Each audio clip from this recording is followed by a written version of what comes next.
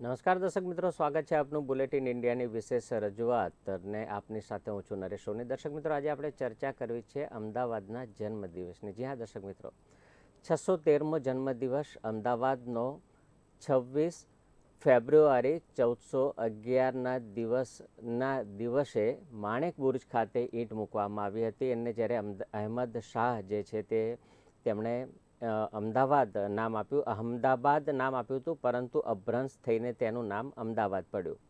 એવું કહેવાય છે કે જબ કુત્તે પે સસ્સા આયા તબ બાદશાહને શહેર બસાયા. આપણે પૌરાણિક જો જમાનાની વાત કરીએ તો એ વખતે 12 દરવાજા અને 189 જેટલા બુર્જ હતા અને અત્યારે જે પ્રકારે શહેર ધમધમતું આપણને જોવા મળી રહ્યું છે.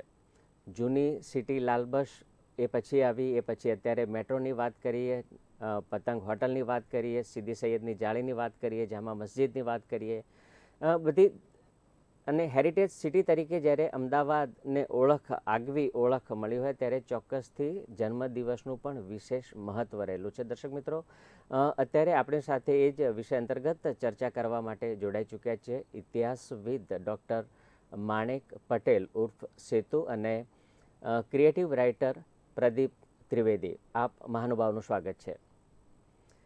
સૌથી પહેલાં મારો પ્રશ્ન માણેકભાઈ આપને કે જે પ્રકારેની વાત આપણે કરી રહ્યા છીએ અમદાવાદના જન્મદિવસને લઈને, અને આપની પાસેથી અપેક્ષા છે કે આપણે ઘણી એવી વાતો કે જે લોકો જાણે તો છે, પરંતુ અત્યારે આપણે અમુક એવી વાતોની ચર્ચા કરવી છે કે જે લોકો જાણતા નથી, એવી અજાણી વાતો આપની પાસેથી જાણવાની ઈચ્છા ધરાવી છે. શું કહેશો અમદાવાદના જન્મદિવસ નિમિત્તે? સૌ પ્રથમ તો જરા તમે જે ક્વેશ્ચન કર્યો કે 613 વર્ષ થયા, જી, તો એના અનુસંધાનમાં મારું આર્ગ્યુમેન્ટ એવું છે કે અમદાવાદ 1000 વર્ષથી પણ વધારે જૂનું શહેર છે. જી, 9મી 10મી સદીની અંદર આ શહેર ભૂતકાળમાં આશાવલ હતું અને આશા ભીલે સ્થાપેલું એ આશાવલ, અને એની બધી ઘણા પ્રૂફ 9મી સદીના 10મી સદીના આરબ ઇતિહાસકાર અમદાવાદમાં આવ્યો અને એને આ અમદાવાદ એ ઇતિહાસકાર આવ્યો ખંભાતથી અમદાવાદ આવતો એને 15 દિવસ લાગેલા અને અમદાવાદમાં રોકાયા પછી અમદાવાદ વિશેની એને નોંધ લીધેલી છે. તો એ નોંધ મુજબ આપણે જોઈએ તો અમદાવાદને લગભગ 1000થી વર્ષ જૂનું કહી શકાય. પછી એના પછી આવ્યું કર્ણાવતી. કર્ણાવતીનો ગાળો બહુ ઓછો છે, પણ કર્ણદેવ સોલંકીએ અમદાવાદને એક લશ્કરી થાણું તરીકે સ્થાપ્યું અને કર્ણાવતી શહેરનું નામ આશાવલમાંથી કર્ણાવતી પાડ્યું. પણ આશાવલ નામ ભૂસાયું નહોતું અને કર્ણાવતી એસ્ટાબ્લિશ પણ ના થયું.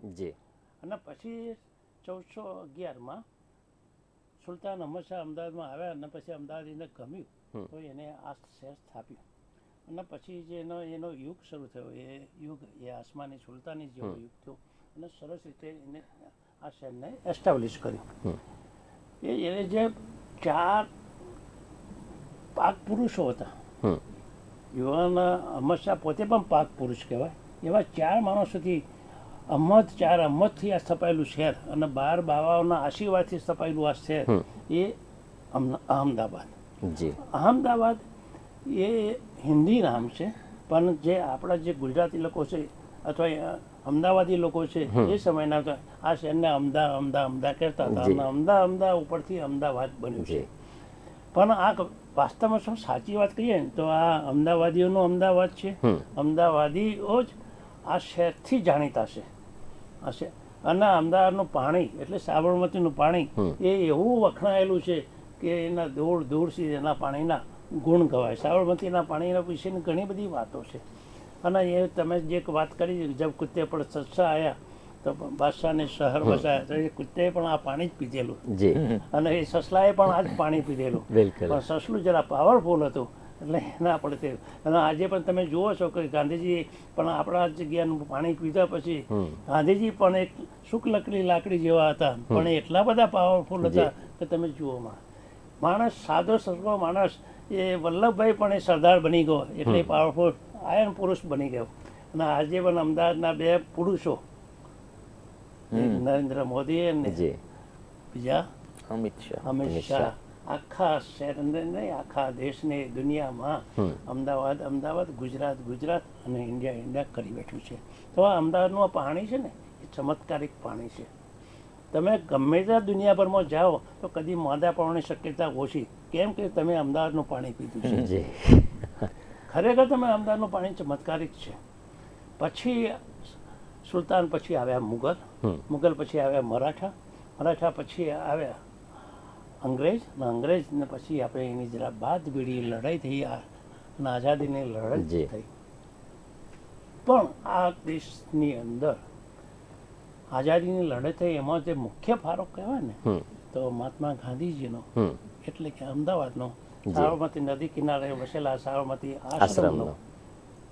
અને એની સાથે જોડાયેલા સરદાર વલ્લભભાઈ પટેલ જી અને અમદાવાદના અમદાવાદીઓ. જી એ અમદાવાદીઓના લીધે તો આ જે લડાઈ છે ને આઝાદીની લડાઈ એ ચમત્કારિક કરતો હોય એને એટલા બધા સ્પિરિટવાળી થઈ.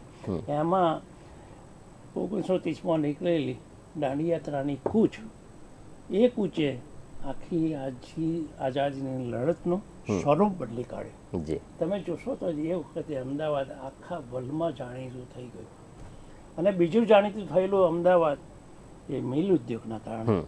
અમદાવાદના મિલ એક જમાનાનું ઉદ્યોગ એટલો બધો માન્ચેસ્ટર, વિકસ્યો જી. કે જેના કારણે તે માન્ચેસ્ટર જેવી એની ઉપમા મળી. આ બે વસ્તુ જે કહેવાય છે કે અમદાવાદની ઓળખ ઊભી કરવામાં સાબરમતી આશ્રમ અને મિલ ઉદ્યોગ, આ બંનેના કારણે અમદાવાદની ઓળખ ઊભી. આ વિકાસથી આપણે જોઈએ તો પછી જે બન્યું અમદાવાદનું ગાંધી સરદારનું અમદાવાદ, એના પછી નરેન્દ્ર મોદીનું અમદાવાદ, છેલ્લા 21 વર્ષથી ગણો કે મુખ્યમંત્રી છે ત્યારથી માંડીને આજની તારીખમાં તો અમદાવાદનો જે વિકાસ તમે જોશો ને તો ચારે દિશામાં થશે.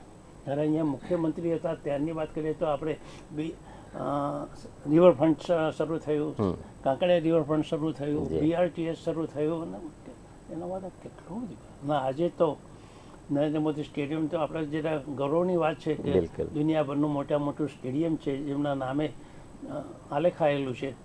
પણ જે રોડ ડેવલપમેન્ટ કહેવાય ને તો અમદાવાદ નાનું સરખું એક કોટ વિસ્તારવાળું શહેર, બિલકુલ. ને પછી એને 132 ફૂટનો રોડ થયો એટલે બીજું શહેર થયું. એ પોળ કલ્ચર જે ખરું ને માણેકભાઈ, એ એના વિશે થોડી માહિતી લેવી છે. કારણ કે અત્યારે જ્યારે પણ હજુ વરસાદ પડતો હોય છે ને તો એ વખતે પશ્ચિમ વિસ્તાર અને બહારના વિસ્તારની અંદર પાણી ભરાવાના પ્રોબ્લેમ થતા હોય છે, પોળ વિસ્તારની અંદર નથી. એટલે આર્કિટેક્ચર એ જમાનાનું કેવું હશે એ પણ એક કલ્પનાનો વિષય છે. સૌથી પહેલાં તો આપણે એમ કહીએ કે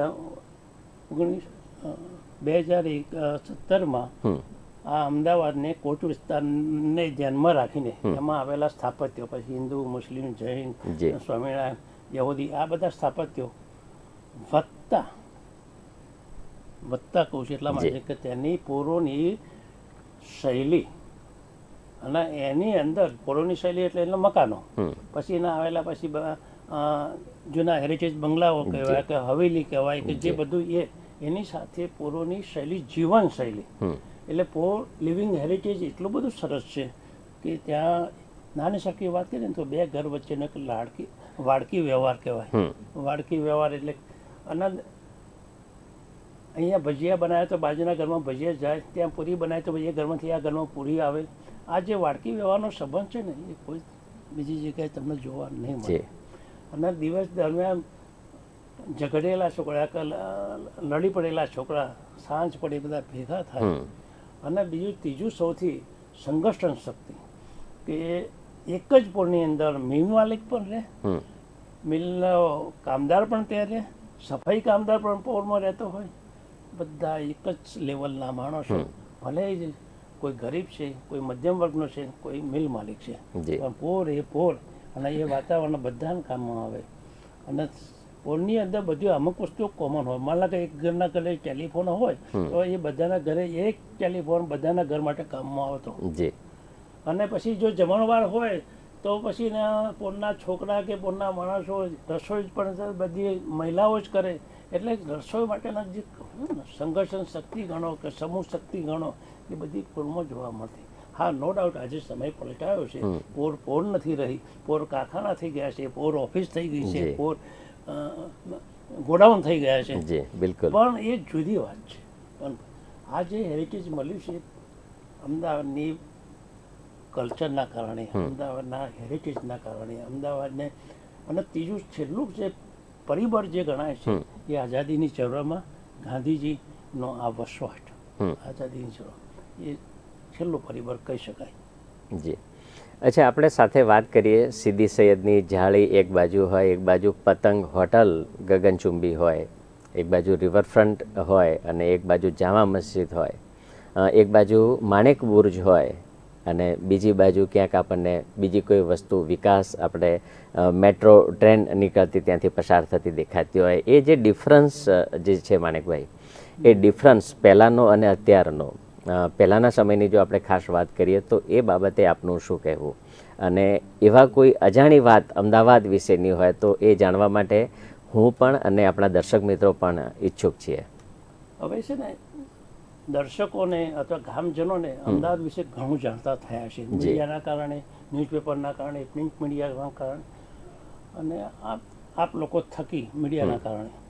પણ જે વસ્તુ સમાજ સુધી પહોંચવી જોઈએ, લોકો સુધી પહોંચવી જોઈએ, એ પહોંચતી નથી. એમાં એનું કારણ શું છે કે અત્યારે જે પરિસ્થિતિ છે એ પરિસ્થિતિ બદલાઈ ગઈ છે. અત્યારે એક મોટો પ્રશ્ન છે બ્રેડ એન્ડ બટરનો. એ બ્રેડ એન્ડ બટર લોકો પોતાના માટે જીવે કે પોતાના માટે કમાય કે પછી ક્યાં જ કરે. પછી બીજું છે એજ્યુકેશન. અત્યારે પરીક્ષાનું પાસ થવાના ટકા ઉપરનું એજ્યુકેશન છે.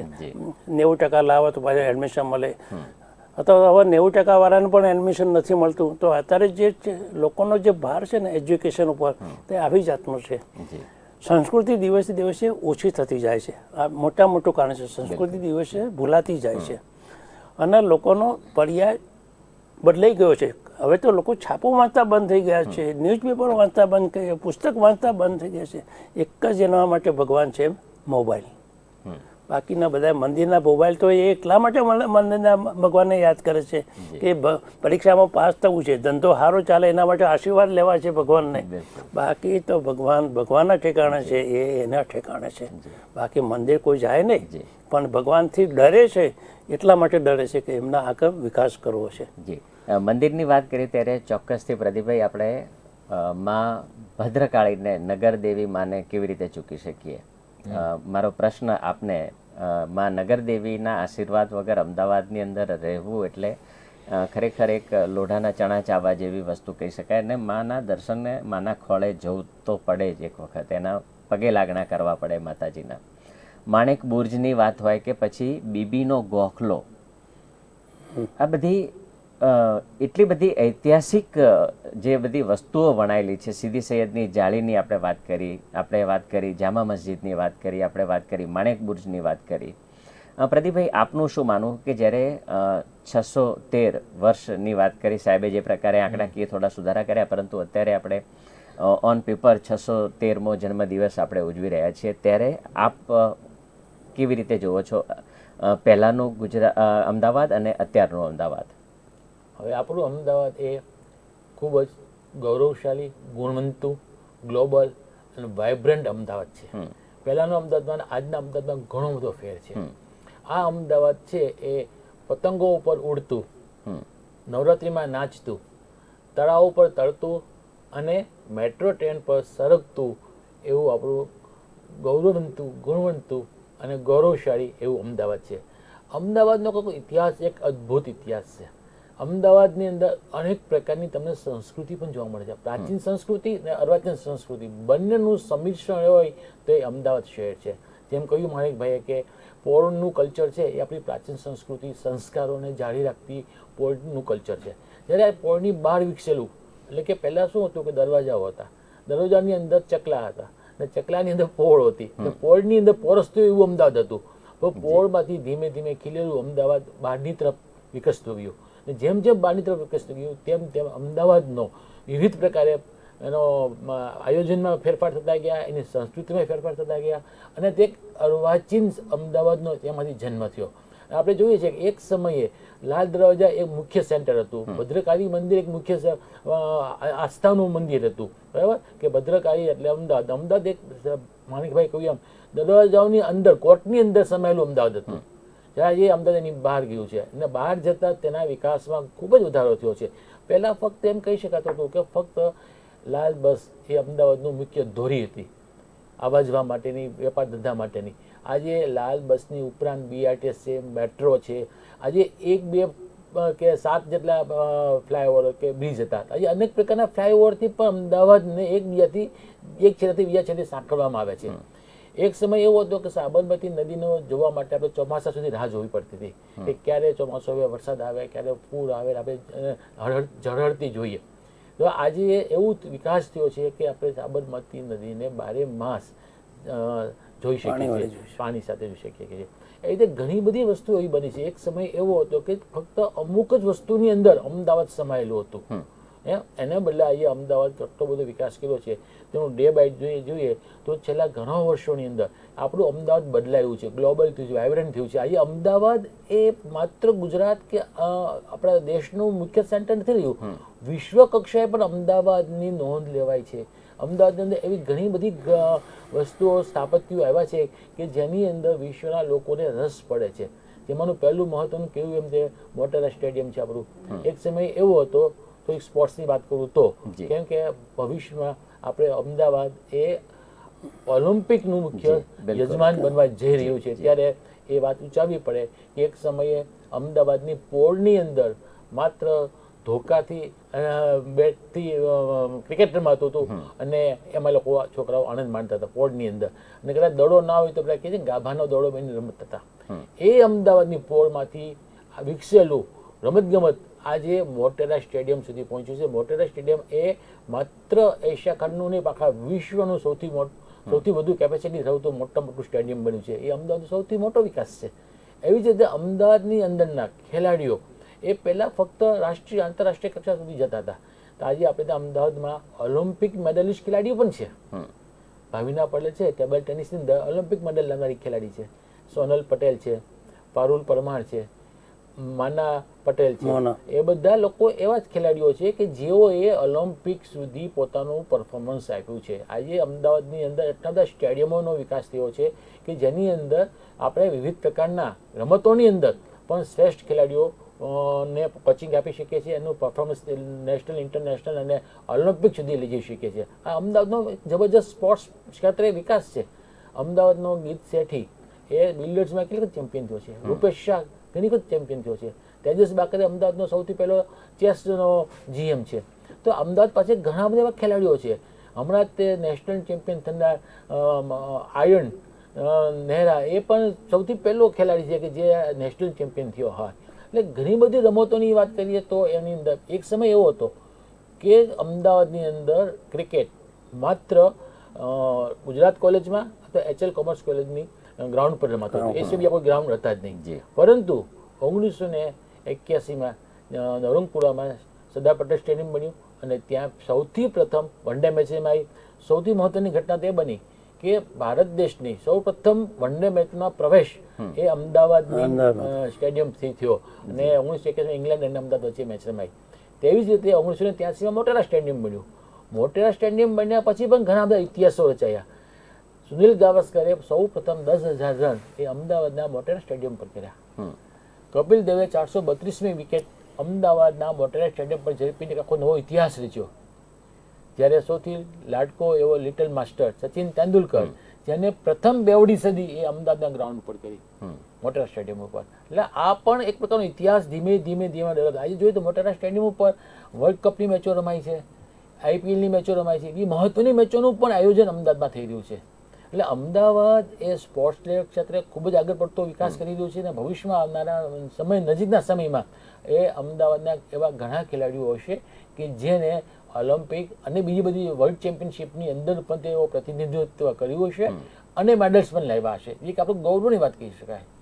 એટલે અમદાવાદનો વિકાસ એ સ્પોર્ટ્સ લેવલે તો અદ્ભુત છે. બિલકુલ. સાથે આપણે વાત કરવી છે રાણીના હજીરાની, રાજાના હજીરાની અને દેસાઈની પોળની અંદર ઓખા ભગતનો ઓટલો, એની પણ સાથે આપણે ચર્ચા કરવી છે માણેકભાઈ. તમારે જો વાત કરીએ ને તો રાણીના હજીરાની અને બાજુનો બાદશાહનો, તો માણેક ચોકની અંદર બાદશાહના વખતનું જે પોતાનું જે એક્સપાયર થયા પછીને આપણે જેને કહેવાય છે ને મળી જાય એનું પછી કબર બને એ બાદશાહનો હજીરો કહેવાય. પછી તો એના પરિવારના લોકોનો પણ અંદર કબર હોય. એવી રીતે સામેની બાજુ રાણીના, તો રાણીની કબર હોય તો રાણીનો હજીરો કહેવાય. પણ આ બંને વસ્તુ છે અમદાવાદના ઇતિહાસની આસમાની સુલતાનના યુગના છેડા પડવાના જી. અંત કહેવાય. જી પણ આ બાદશાહ એક પોતે પીર હતો અને પીરને સલામી આપવામાં આવે. એક એવો નિયમ પીરને સલામી આપવામાં આવે. તો આજની તારીખમાં સુલતાન અહમદ શાહને એના બાદશાહના ત્યાં બાદશાહના હજીરામાં દિવસમાં 5 વખત નિયમિત ધોરણે બાદ નોબત વગાડવામાં આવે છે. એટલે ઢોલથી આવીને નોબત વગાડવામાં આવે છે, એટલે યાદ કરવામાં આવે છે. અને આ નોબતના નગારા એ સમયથી આજની તારીખમાં નિયમિતપણે ચાલુ છે. એ સૌથી નોંધપાત્ર વાત છે. એવી જ રીતે હમણાં આપણું જે રાણીનો હજીરો છે આખું બધું આમ ભરાઈ ગયું હતું, પણ આજના લેટેસ્ટ સમાચાર મુજબ અંદરથી બધું દબાણ બધા દૂર થયા છે. પણ આ બંને વસ્તુ એની મૂળભૂત વસ્તુઓ સુલતાન યુગની કહી શકાય. પણ સુલતાન યુગના વખતે તમે બીજો એક પ્રશ્ન મને પૂછ્યો હતો કે ચોમાસાની પરિસ્થિતિમાં અમદાવાદનું તો સ્થાપત્યની વાતની જે કરીએ તો એ જમાનામાં સૌથી પહેલી જે જ્યારે પોરો બંધાવા મળી ત્યારે સૌથી પહેલું જેનો ગટર અને પાણીની વ્યવસ્થા માટેનું એકદમ ધ્યાનપૂર્વક એનું આયોજન કરવામાં આવેલું. અને આજની તારીખમાં તમે પોરોમાં તમે જાઓ ને તો પોરોની અંદર આપણા હવાશિયા હોય છે, ગંદી હવા બહાર નીકળવા માટેના હવાશિયા હોય છે. તો એ હવાશિયા ઉપર એક તમે જોશો ને તો એમાં એક એરો હોય છે. એ હવાશિયા બધા લોખંડના છે, જૂના હવાશિયા બધા લોખંડના છે અને મકાનના ઊંચાઈ જેટલા હોય અને એના પર એક એરો હોય. તો એ એરો પરથી તમને એમ લાગે કે આ ગંદુ પાણીની દિશા આ બાજુ છે, જે બાજુ એરો જતો હોય તે બાજુ પાણી થાય. અને અમદાવાદનું જે ગટરનું કામ જે થયું છે કે મેમનગરમાં પાણી ભરાયું છે, નવરંગપુરામાં પાણી ભરાયું છે, પણ અમદાવાદ શહેરની અંદર એટલે કોટ વિસ્તારમાં કદી પાણી ભરાયું નહીં હોય.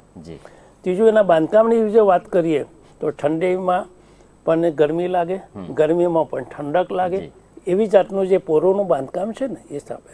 અને બીજું તો એની જે દિવાલ છે ને આજ એ સમયના મુજબ જાડી દિવાલ છે, ઓછામાં ઓછી 21 ઇંચ જેટલી હોય છે જાડી. અને બંનેના મકાનો વચ્ચેની એક કોમન દિવાલ કહેવાય. અને મકાનમાં પાછલા ભાગમાં જારિયા હોય ને આગલા ભાગમાંથી વચ્ચે કોર્ટયાર્ડ હોય એટલે ખુલ્લી જગ્યા હોય. પણ આ જે બાંધકામવાળી જે સ્ટાઇલ છે ને એટલી અદ્ભુત છે કે દેશ વિદેશના લોકો આની પોલની બાંધણી જોવા આવે છે. અને ત્રીજું, અમદાવાદમાં 2001માં ધરતીકંપ થયો હતો. અમદાવાદના નવા બાંધકામ પામેલા અસંખ્ય ઇમારતો તૂટી ફૂટી ગઈ અથવા જમીનદોસ્ત થઈ ગઈ, પણ પૂરનું એક પણ મકાન પડ્યું સ્ટ્રક્ચરમાં ક્યાંય ફેરફાર ક્યાંય ક્રેક પડી નથી. અમદાવાદ અડીખમ ઊભું રહ્યું. આ જે નોંધપાત્ર સ્ટાઇલ છે ને એ ખૂબ નોંધપાત્ર બની છે. ત્રીજી આપણે જે તમે બીજી કઈ વાત કરતા હતા તમે? બીજી એક વાત એવી છે કે નોંધપાત્ર ઘટનાઓ જેવી નોંધપાત્ર જોવાલાયક સ્થળો. તો આપણે જામા મસ્જિદ છે, સીદી સૈયદની જાળી છે. તો અમદાવાદમાં તમે કહ્યું ને એ મુજબ આ બધા સ્થાપત્યોથી બધા જાણે છે, પણ કેટલીક બધી વસ્તુઓ એવી છે લોકો અજાણ છે. દાખલા તમને એક દાખલો આપું કે આપણે ભદ્રવનો કિલ્લો જોયો છે તો આપણા બધાને ખબર છે અમદાવાદમાં એક જ કિલ્લો છે, બરાબર. પણ આજને હું જે મારા સંશોધન મુજબ હું જે ફરું છું એ મુજબ તો કારીગામ આપણું નજીકનું છે, જેને આપણે ગુજરાતી ભાષામાં ડી કેબિન કહેવાય છે. તો એ કારીગામમાં તમે જાઓ ને તો એક સરસ મજાનો કિલ્લો હાલ અસ્તિત્વ ધરાવે છે અને આમ ચોરસ આકારનો અંદર ખુલ્લી જગ્યા છે. તો આ જે કિલ્લો છે એ વખતના મુગલ બાદશાહના સમયમાં આ બાંધવામાં આવેલો. અને એ કાળીગામ ડી કેબિન ખાતે પણ કિલ્લો છે, હાલ અસ્તિત્વ ધરાવે જ છે. અને ગઈકાલે પણ ગયો તો એનું શૂટિંગ. આપણે અડાલજની વાવને એક સ્થાપત્ય તરીકે જોતા હતા, પરંતુ કાળીગામમાં પણ એક કિલ્લો છે. અદ્ભુત સ્થાપત્ય છે. તમે જુઓ તો અમે મારી આવતીકાલે હું જે ફિલ્મ રિલીઝ કરું છું એમાં આ કિલ્લો હું બતાવવાનો છું. પછી બીજી આપણે જે વાત કરીએ મહેલમાં તો આપણે શાહજહાંના શાહીબાગ પેલેસ વિશે જ જાણીએ છીએ. તો આવો જ એક પેલેસ અમદાવાદમાં હતો અને પાછો અદ્ભુત પેલેસ હતો જેને આપણે ફતેહબાગ પેલેસ તરીકે ઓળખાતા. અકબર બાદશાહ જ્યારે અમદાવાદમાં આવ્યો અને જે જગ્યાએ લડાઈ થઈ અને જ્યાં એને ફતેહ મળી એ એરિયા આજે ફતેહવાડી કહેવાય છે. અને આ ફતેહવાડી વિસ્તારમાં અને છેલ્લા 10 દિવસ દરમિયાન હું આ વિસ્તારની અંદર આવેલો આ પેલેસ શોધવા માટે લગભગ 3 કલાક હું ફર્યો છું. અચ્છા. અને 3 કલાકની અંતે મેં શોધી કાઢ્યું કે આ પેલેસ આ જગ્યાએ છે. અત્યારે એની અવસ્થા એકદમ ખંડેર જેવી થઈ ગઈ છે. એના જેટલા બધા ખંડેર જેટલામાં દેખાય કે અહીંયા બહુ મોટો દરજ્જો મળ્યો, પરંતુ જે ખરેખર હેરિટેજ જે છે વસ્તુ એની સાચવણી અત્યારે થતી જ નથી. હવે એ જગ્યાની અંદર જે આમ એમ લાગે કે આપણને લાગે કે 3 માળનો કિલ્લો હશે, 3 માળનો આ મહેલ હશે, અહીંયા નાવાનું બાથરૂમ હશે એ લોકોનો. બિલકુલ, એ અંદાજ આપણે એના એરિયા ઉપરથી આપણે લગાવી શકીએ. એરિયા પરથી અંદાજ આવે, એના પર સ્ટાઇલ ઉપરથી ખબર પડે. એટલે આ પેલેસ મેં ફતેહબાગ પેલેસ પણ શોધ્યો. ત્રીજો એક પણ મહેલ હતો, આપણે જેને શાહીબાગ પેલેસ કહીએ છીએ એના જેવો જ બીજો પેલેસ, કે બધાને એમ કહેશે કે શાહજહાં પછી જહાંગીર બાદશાહ આ બધા એક ખાનપુર દરવાજાની આજુબાજુમાં પેલેસમાં રહેતા હતા. પણ કોઈને ખબર નથી પણ ખાનપુર દરવાજાની બાજુમાં પેલેસ ક્યાં હતો. અને વર્ષો પહેલાં તપાસ કરતાં કરતાં મને પણ ખબર પડી છેલ્લે થોડા વર્ષો પહેલાં, તો આ પેલેસનું નામ ચાંદા સૂરજ મહેલ. લોકો તો એક જ માને કે ચાંદા સૂરજ મહેલ અમદાવાદમાં છે, પણ વાસ્તવમાં અમદાવાદમાં પણ ચાંદા સૂરજ મહેલ હતો. એની સાબિતી રૂપે કવિ દલપતરામ અમદાવાદમાં આવ્યા, તારા એલેક્ઝાન્ડરના મળ્યા, તારા એની પોતાની કવિતામાં એમ લખ્યું છે કે મારી પહેલી મુલાકાત ચાંદા સૂરજ મહેલમાં એલેક્ઝાન્ડર સાથે થઈ હતી. અને કાવ્ય રચના પણ છે તારીખ સાથેની. અને એમાં એક વાક્ય પણ લખ્યું ખાનપુર દરવાજે. તો પછી આ પેલેસ તો એની જગ્યા તો મને મળી ગઈ. પછી આ પેલેસનું શું થયું, તો પછી એક નાની સરખી બીજી ઘટના પુસ્તકમાં મને મળ્યું કે આ મકાન પારસીઓનું છે, જેને આપણે જે 3 દરવાજા બાજુમાં એક પોલીસ ચોકી છે, એટલે શું ના 3 દરવાજાની અંદર પોલીસ ચોકી છે, કારંજ પોલીસ ચોકી કહે છે. તો આ કારંજવાલાના નામે એ પોલીસ ચોકી છે. કારંજવાલા એક પારસી હતો અને પારસીના મકાનની અંદર સરકારની પોલીસ ચોકી થઈ. કેટલું આમાં અદ્ભુત લાગે. અને પરિવારના મેં ફોન પર સંપર્ક કર્યો છે કે આ મકાન, કે એને કબૂલ કર્યું કે આ મકાન અમારું હતું. અને પછી અમારી પણ આ જે ચાંદા સૂરજ મહેલ પણ અમારો હતો. એક અંગ્રેજ સરકારને બ્રિટિશ મુગલ બાદશાહના સમયની એક જગ્યા અંગ્રેજ સરકાર જ્યારે અંગ્રેજ સરકારથી એક કારંજવાલા જોડે જાય છે. કારંજવાલાએ હોટલના એક વેચી છે અને એમાં હાલ એ જગ્યાએ હોટલ બની છે. ત્રીજી એક સૌથી સરસ ઘટનામાં ગણો તો આ મકાનની અંદર એટલે ચાંદા સૂરજ મહેલમાં સારાભાઈ પરિવાર રહેતો હતો. અને સારાભાઈ પરિવારમાં અંબાલાલ સારાભાઈનો જન્મ પણ આ મહેલમાં થયેલો. એટલે આવું ખરેખર અદ્ભુત અને કોઈને પણ ખબર ના હોય એ પ્રકારની. બિલકુલ, એટલે આ જગ્યા આ વસ્તુ જ મારે માણેકભાઈ આપણી પાસેથી જાણવી હતી કે ઘણી બધી વસ્તુઓ તો જે અત્યારે આપણે પુસ્તકોમાં વાંચીએ છીએ, જે આપણે નજરે જોઈએ છીએ, પણ આવી અજાણી જે અમદાવાદની વાતો છે એ મારે આપની પાસેથી જાણવી હતી. અને એ ખજાનો હવે આપની પાસેથી નીકળી રહ્યો છે. એક બીજો ખજાનો તમને કહું કે બરાબર ગીતા મંદિરની સામે મોચીની વાડી છે. હવે એ મોચીની વાડીની અંદર હું ગયો ને, તો એ વાડીને બોર્ડ છે, અત્યારે મોચીની વાડીનું બોર્ડ પણ છે. અને વાડીની અંદર એક બહુચર માતાનું મંદિર છે. બહુચર માતાના મંદિરના કેમ્પસમાં અને આજુબાજુ ખૂણામાં હાલમાં એક 5 દરગાહો છે. અને 5 દરગાહોના ઉપર એક મુખ્ય દરગાહના ઉપર એવું લખ્યું કે હિન્દુ પરિવારની આ 5 દરગાહો છે. હવે એના પર ચાદર ચડાયેલી છે અને આના ઉપર લખી છે હિન્દુ પરિવાર.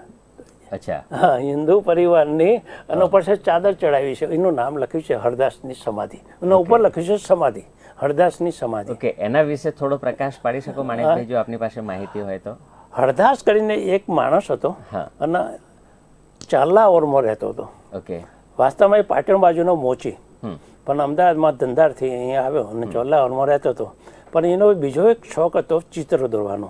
એટલે એની એક શોખ બને એટલે મારી હરદાસ ચિતારા. પણ એટલો બધો સરસ ચિત્રકાર કે એને એક વખત સુલતાનના બેગમનું ચિત્ર દોર્યું.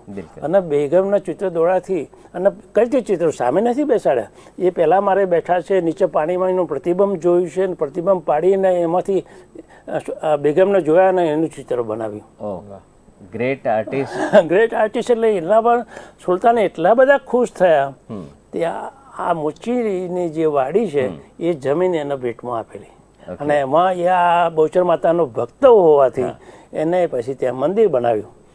પાછું સરકાર બદલાય, વારસો બદલાય, ધર્મજનોની સુલતાન આવ્યો અને પછી એ આ મંદિર તારો તોડી નાખવામાં આવશે. એટલે પહેલાં કે આ તો તમારા પૂર્વજે મને આપેલી છે, પણ ગમે તે તમારે જો આને રાખવું હોય તો તમે ધર્મ પરિવર્તન કરો. તો હરદાસે પોતે હિન્દુમાંથી મુસલમાન બન્યો, પણ કે મારી એક શરત છે, તો એને આ કપડે એટલે મુસલમાનના કપડે અહીંયા પૂજા કરવાની અને હું આ કેમ્પસમાં રહું અને આ કેમ્પસમાં જ મારી એક્સપાયર થઈશ. એટલે આ શરત મુજબ એને મુસલમાનના કપડાં પહેરીને આજીવન એની બહુચર માતાની પૂજા કરી. અને છેલ્લા દિવસોમાં એના બધા પરિવારોની સાથેની આ દરગાહ છે એના ઉપર લખ્યું છે કે હિન્દુ પરિવારની સમાધિ.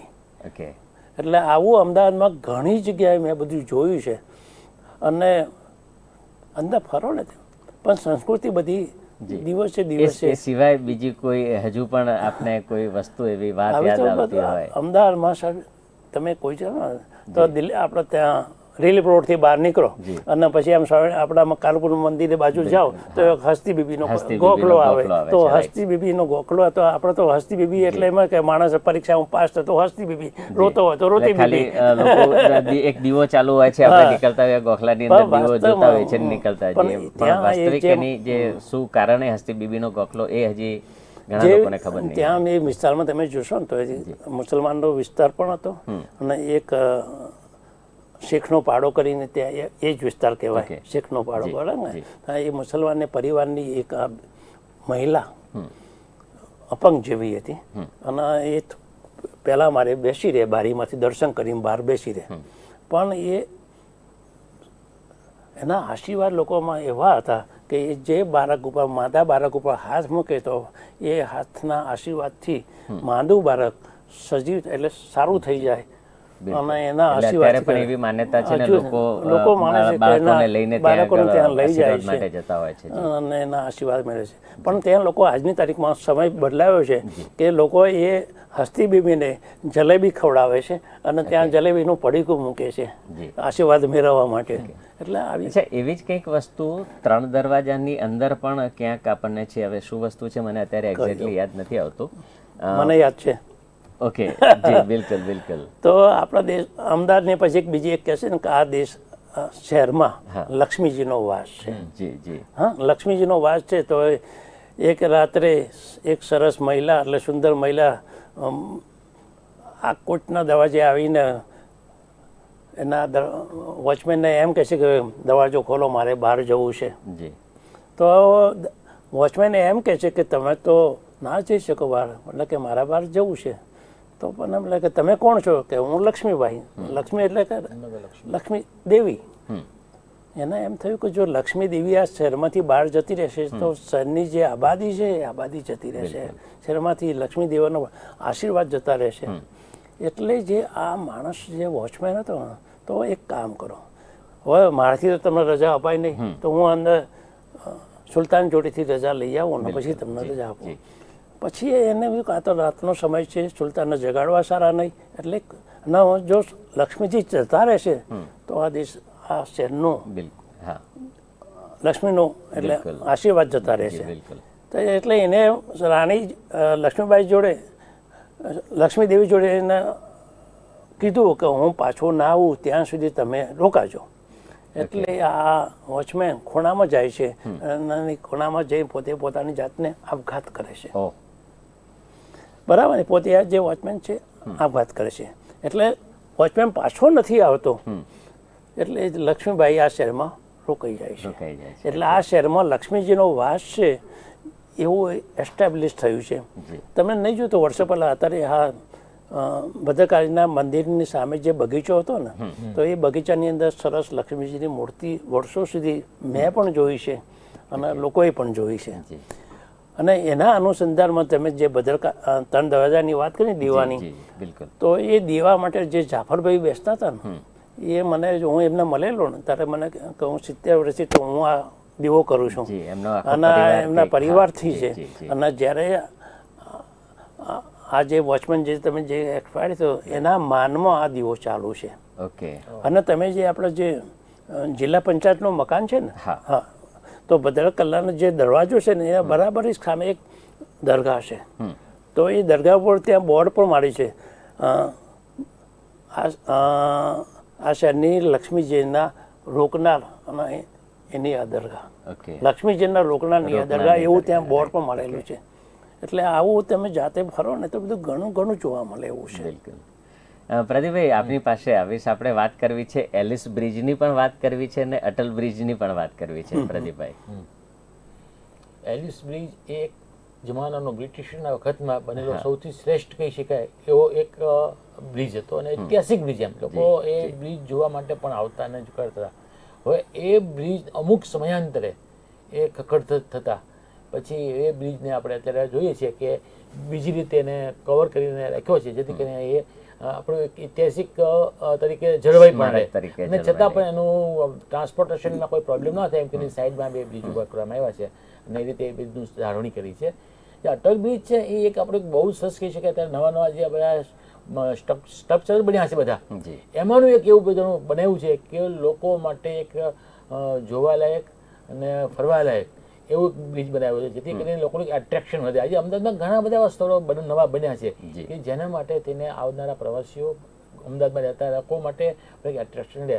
દાખલા તરીકે સાયન્સ સિટી છે, એમાં ઘણા બધા નવા ચેન્જીસ આવ્યા છે, ઘણી બધી બધું સરસ બનાવવામાં આવ્યું છે, એક્વેરિયમ પણ બનાવવામાં આવ્યું છે. એ રીતે અમદાવાદના ઘણા બધા પ્લેસીસ છે કે જેને લોકો રિફોર્મ કર્યું છે, નવી રીતે નવી ડિઝાઇનથી એને પ્રદર્શિત કર્યું છે. રિવરફ્રન્ટ છે, ધારી હોત તો ખાલી સાબરમતી નદીને બાળમાં વહેતી રહે એવું થઈ શક્યું હોત, પણ એના બદલે રિવરફ્રન્ટે કંઈક નવો લુક આપવામાં આવ્યો છે, નવી રીતે ઊભું કરવામાં આવ્યું છે. તેના પર નવી નવી તમે કોઈ પ્રોજેક્ટ પણ કરી શકો છો. અને રિવરફ્રન્ટ ઉપર તમને ખબર છે કે દેશના મહાનુભાવો પણ ત્યાં આવીને બેસીને હિંચકાઓ ખાધેલા છે ને કે એનો નવો લુકનો લોકોએ આનંદ લીધેલો છે. એવી જ રીતે આ બધી ઘટનાઓ એવી છે કે અમદાવાદના વિકાસને વિવિધ પ્રકારે એને આગળ વધારવાનો પ્રયત્ન કરે છે અને અમદાવાદને જુદી રીતે રિપ્રેઝેન્ટ કરે છે. એક આગવું એનું પોતાનું વ્યક્તિત્વ, અમદાવાદનું પોતાનું આગવું એક ઓળખ ઊભી કરવા માટેનો એક પ્રયત્ન છે. બિલકુલ. એ સિવાય માણેકભાઈ, એક થોડું ઉમેરું? બિલકુલ બિલકુલ ચોક્કસ. એલિસ બ્રિજ છે ને, આપણે એમ લાગે એલિસ બ્રિજ કેમ નામ છે? તો અંગ્રેજ કમિશનર એ વખતે હતું, એનું નામ એલિસ હતું અને એના પછી એલિસ બ્રિજ આવે. પણ વાસ્તવમાં હું પોતે માનું છું કે આ નામ બરાબર નથી. ભલે એ કમિશનર હોય ને એના પણ ક્રેડિટ આપવી હોય, પણ આ ખોટી ક્રેડિટ છે. પણ હિંમતલાલ ભચેજ નામના એક એન્જિનિયરે આપણા અમદાવાદના એક સમયના કોર્પોરેશનના પ્રમુખ હતા એક સમયના, અને અમદાવાદના આર્કિટેક્ટ હતા. સરસ જગ્યાઓ ગુજરાત કોલેજના બાંધકામમાં બધી ઘણી જગ્યાએ, આપણે સ્ટેશન ઉપર એક ધર્મશાળા છે એ બાંધકામ, વેશના અમે ધર્મશાળા છે એનું બાંધકામ, બધું ઘણું ઘણા એમના બાંધકામ એમના નામે છે. માણેક ચોક જે ખરો એ માણેક મહારાજના નામથી પડ્યું, માણેક બુર્જ. અને મને આછું પાતળું યાદ છે કે ત્યાં આગળ માણેક ચોકની અંદર એક મંદિર જેવું છે અને એની હિસ્ટ્રી જે છે વાસ્તવિક ઘણા ઓછા લોકોને એની વિશેની માહિતી છે, જો કદાચ આપની પાસે હોય. માણેક જે ચોકની વાત કરું છું ને, એને નામ સાથે જોડાયેલું નામ માણેકનાથ ભાવ. જી, બરાબર. આજનું અમદાવાદ તમે ભૂલી જાઓ તો એ જમાનામાં 600 વર્ષ પહેલાં ગણો કે 1000 વર્ષ પહેલાં અમદાવાદમાં એ જમાનામાં તો અમદાવાદ કેવું છે, તો એ જગ્યા ઉપર બરાબર સારંગપુર દરવાજો બાજુમાં સારંગપુર ચોરો આવે કે ચકલો આવે સારંગપુરનો, બરાબર. તો એ જગ્યાએ સ્મશાન હતું. ઓકે, બરાબર. ત્યાંથી સારંગપુરથી આ બાજુ આવો ને તો ત્યાંથી એક નદીનો પ્રવાહ આવે છે. તો એ નદીનો પ્રવાહ તમે આમ દૂરથી જુઓ ને તો કારુપુર દરવાજા હશે ને, કારુપુર ગેટ છે, પછી કારુપુર 4 રસ્તા આવે, પછી પેલો ઉપરનો બ્રિજના નીચેનો ભાગ આવે છે, ચોપડીની દુકાનો છે, પછી ચોલ્લાઓડ આગળ આવો, પછી માણેક ચોકના જે આપણે મીઠાઈની દુકાનો છે ત્યાં આવો. એ પાણીનો જે પ્રવાહ ત્યાંથી જે ઉપરથી આવે છે ને, એના એ સમયે જે પ્રવાહ છે ને એને માણેક નદી કહેતા. ઓકે. એ માણેક નદીનો જે પ્રવાહ આવે છે ને, પછી આ નદીનો પ્રવાહ રાયખડ બાજુ થઈને અથવા આસ્ટોડિયા બાજુ થઈને નદી કિનારે જતો. તો આ માણેક નદીના કારણે એનું મૂળભૂત નામ હતું. આ મહારાજનું નામ છે, બાવાનું નામ હતું માણેકનાથ પાછું. અને ત્યાં આ નદીના કિનારે આ એમની આશ્રમ અને ત્યાં એમના વિશે બહુ જ ચમત્કારિક ઘટનાઓ હોય છે. આપણે જે તમે કહીશું માણેકનાથ બાવાને લીધે એ દોરી પર ગોદરીવાળા બાબા કહેવાતા અને ગોદરીનો દીવો આમ શાંતિ કાઢે બહાર કાઢે તો આખો કિલ્લો પડી જતો હતો, એટલે એનું બાંધકામ પડી જતું હતું. એ ચમત્કારી બાવાના આજે પણ એમના વંશજો 13મી પેઢીના ચંદ્રનાથ પણ અમદાવાદમાં વસે છે. 13મી પેઢીના ચંદ્રનાથ. મને યાદ છે ત્યાં સુધી કદાચ માણેક બુરજ છે એ હજી સુધી આખો ચણાઈ નથી શક્યો, કારણ કે દિવસે જે ચણતર થતું હતું એ રાત્રે પડી જતું હતું અને બીજા દિવસે ફરીથી ચણતર કરવામાં આવતું હતું. એવી પણ એક પૌરાણિક કથા પણ એ જે આગળની જે વાતો જે જોડાયેલી છે ને એ બાંધકામ સાથેની, પણ જે આજે સ્ટોરી જે બનાવવામાં આવે છે એ સ્ટોરી મુજબ કે જ્યારે મહારાજ એટલે બાદશાહ સુલતાન પોતે માણેકનાથ મળે છે અને બંનેના વચ્ચે જે ડાયલોગ થાય છે ને એના અંતે સમાધાન જે તારું પહેલું બાંધકામ થાય એ બાંધકામ એટલે પહેલું આ બુરજ એ માણેકનાથ નામ આપવામાં આવે છે. એક બાંધકામ પછી કામ પૂરું થાય છે. શરૂઆતમાં એવું બનતું હતું કે મકાન એટલે જે ચણતર હોય બાંધકામ એ પડી જતું હતું, પણ સમય અંતે માણેક બુરજનું પહેલું બાંધકામ થયા પછી કિલ્લો આખો બંધાયો છે. હાલમાં જે કિલ્લો અડધો દેખાય છે, બુરજ અડધો દેખાય છે, તો આનું extension of the Ellis Bridge એટલે એક્સટેન્શન ઓફ એલિસ બ્રિજ એટલું કાપવામાં જ આવે છે. એટલા માટે એ તો નરી આંખે અમે જોયેલું છે જાતે, એટલા માટે જ પણ માણેક બુરજની વાત, માણેકનાથની વાત અને માણેક ચોક, હા એટલે આ બધી એક જગ્યાએ બધી જોડતી વાતો છે. પણ બીજી રીતે કહું, માણેક ચોક એટલું એક્ટિવ છે કદી ઊંઘતો નથી. હા, સવારના 5 વાગ્યાથી શરૂ થયેલું હોય ને પછી સવારે શાકભાજી વાળા આવ્યા હોય, પછી દાંતણ વેચવા વાળા આવ્યા હોય ને પછી દિવસે માણેક ચોક શરૂ થઈ જાય ને રાત પડે એટલે પછી જમવા વાળા આવી જાય ને પાછું રાત્રે પાછા એકદમ શાકભાજી વાળા આવી જાય. માણેક ચોક કદી ઊંઘતો નથી. તમને આજે પણ નવીનતા લાગશે કે અમદાવાદમાં મહાગુજરાતની પહેલી સભા ને એ સભા માણેક ચોકમાં થઈ હતી. તો ક્યાં થઈ છે? પણ એ માણેક ચોકમાં થઈ હતી, મહાગુજરાતના ચળવળની સભા. એટલે માણેક ચોક એક્ટિવ હતું. અને બીજું એક્ટિવ હતું ખાડિયા. ખાડિયા અને માણેક ચોક તો એકનો ભાગ જ છે ને. આ બાજુ ખાડિયા ગણો કે આ બાજુ માણેક ચોક. તો જે અમદાવાદમાં જે તોફાની વિસ્તાર ગણો કે એક્ટિવ વિસ્તાર ગણો કે આઝાદીની ચળવળના મૂળમાં ગણો કે બીજી વિધાનસભા નું નામ આપવામાં આવેલું ખાડિયાને કે ત્યાં આગળ જ્યારે લોકો ચોક પર બેસીને ચર્ચા કરે, એ આખી સંસદ જ છે. ખાડિયા સંસદ જેવું જ છે. ખાડિયા સંસદ જેવું જ છે. પ્રદીપભાઈ, આપ શું કહેવા માંગશો જે પ્રકારે અત્યારે પહેલાંની નદી અને અત્યારની નદી જે રિવરફ્રન્ટની આપણે જ્યારે વાત કરતા હોઈએ, અત્યારે એક બાજુ પોળનું કલ્ચર અને એક બાજુ ગગનચુંબી ઇમારતો. હમણાં જ વાત કરી એમ કે આપણે સૌથી પહેલા જૂનું અમદાવાદ છે એ અમુક જ સંસ્કૃતિમાં પ્રાચીન સંસ્કૃતિને જાળવીને બેઠું હતું ને એની પાસે જે કંઈ વસ્તુ ઇન્ફ્રાસ્ટ્રક્ચર હતું એ ઇન્ફ્રાસ્ટ્રક્ચરની અંદર જ તે ડેવલપ થતું હતું. એ વખતે એમ કહી શકાય કે નદી છે એ બારે માસ વહેતી નહોતી. અને એક સમય મને યાદ છે કે તમારે સાબરમતી આશ્રમથી શાહીબાગ જવું હોય તો નદીના પટમાંથી થઈને પણ તમે ક્રોસ કરી જઈ શકતા, ત્યારે રહેતી જતી હતી. એવો પણ રસ્તો હતો ને લોકો જતા હતા. પણ જેમ જેમ વિકાસ થતો ગયો અને મોદી સાહેબે જ્યારે આખું એમ કહી શકાય કે જ્યારે ગુજરાતનું સુકાન સંભાળ્યું પછી આખો અમદાવાદનો નકશો, આખો મેપ એને બદલી કાઢ્યો. એટલું મેપ બદલ્યો કે એટલું જમીન કે વિસ્તાર બદલ્યો, લોકોનું માનસ પણ બદલ્યું. લોકોનો નવો સુધાર વધારા સાથેનું તેને એક્સેપ્ટ કરવા માટે લોકો મજબૂર થાય તેવી રીતે ફાયદા ગેરફાયદો પણ સપોઝ અનુભવ્યા કે જો અમદાવાદનું ડેવલપમેન્ટ કરવામાં આવે તો ઘણું બધું ચેન્જ થઈ શકે એમ છે. અને એમ કરતાં કરતાં આપણી નદીને જીવંત બનાવી, એની અંદર પાણી ઉમેરવામાં આવ્યું, પાણીની લાઈનો આપવી પડે, નદીમાંથી લેવી પડે થયું અને એ શરૂઆત થઈ ગઈ. તેવી જ રીતે ગગનચુંબી ઇમારતો. હવે માણસ પહેલાં શું થયું કે પોળની અંદર સાહેબે કીધું માણેકભાઈએ કે વાટકી વ્યવહાર હતો, એક પ્રકારનો લાગણીનો વ્યવહાર હતો, એક ભાવ હતો એકબીજા પ્રત્યેનું.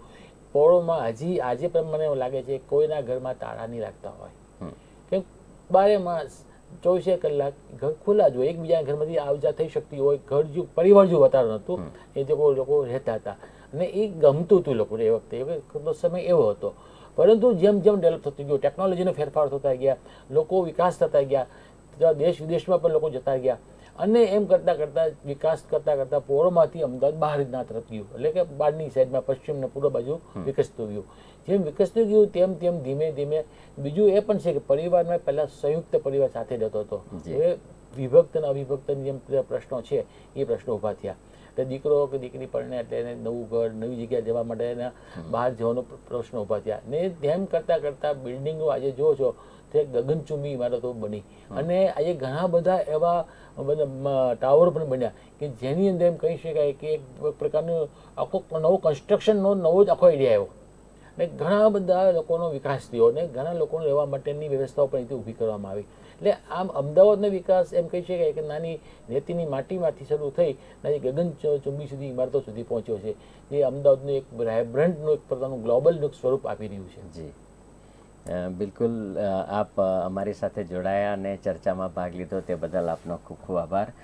દર્શક મિત્રો, જે પ્રકારે વાત કરી આપણે અમદાવાદની, પૌરાણિક અમદાવાદની પણ વાત કરી, સાથે સાથે આધુનિક અમદાવાદની પણ વાત કરી, ત્યારે અમદાવાદનો જન્મદિવસ હોય ત્યારે અમદાવાદના શિલ્પ અને સ્થાપત્યને કેમ ભૂલી શકાય. સાથે જ અત્યારે જે પ્રકારે નરેન્દ્ર મોદી સ્ટેડિયમ બનાવવામાં આવ્યું છે, જે પ્રકારે ગગનચુંબી ઇમારતો અત્યારે આપણને જોવા મળી રહી છે, જે પ્રકારે રિવરફ્રન્ટનો વિકાસ થયો છે અને ચારે દિશાની અંદર જે અમદાવાદનો વિકાસ અભૂતપૂર્વ રીતે જોવા મળે છે, તેને કઈ રીતે ભૂલી શકાય. ત્યારે આપણે અમદાવાદના જન્મદિવસ નિમિત્તે તેને ચોક્કસથી શુભકામનાઓ પણ આપવી પડે. અમદાવાદ તમામ બુલેટિન ઇન્ડિયાના તમામ દર્શક મિત્રોને અમદાવાદના જન્મદિવસ નિમિત્તેની ખૂબ ખૂબ શુભકામનાઓ. નમસ્કાર.